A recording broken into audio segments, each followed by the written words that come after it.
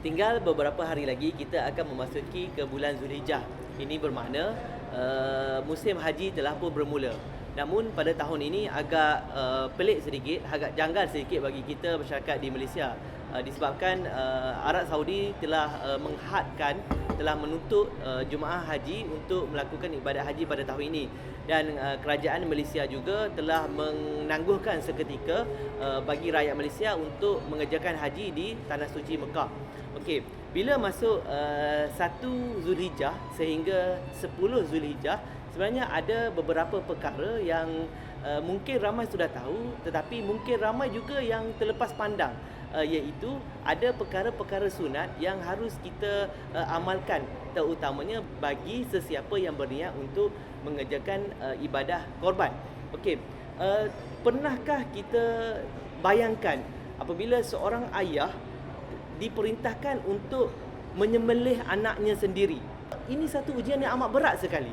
Tapi itulah yang kita gambarkan bagaimana Nabi Ibrahim alaihissalam telah diperintahkan oleh Allah Subhanahu Wa Taala untuk menyembelihkan anaknya untuk dijadikan bahan korban. Itu peristiwa bagaimana ibadat Hari Raya Korban bermula.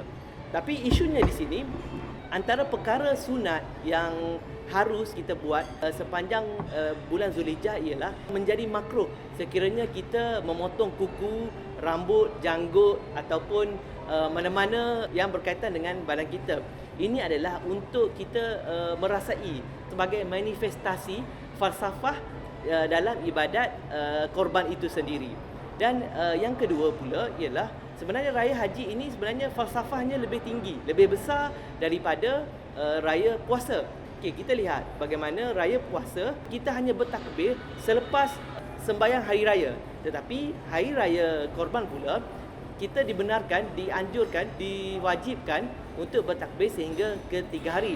Kita sebagai umat Islam, sebagai orang yang beriman kepada Nabi Muhammad sallallahu alaihi wasallam, kita seharusnya menjadikan ia adalah ibadat tahunan kita. Mungkin saya boleh relate sekiranya kita boleh berlapas mata-mata untuk kumpul duit untuk membeli sesuatu untuk kegunaan kita. Pernahkah kita berlapas mata-mata mengumpul duit untuk melaksanakan ibadat korban?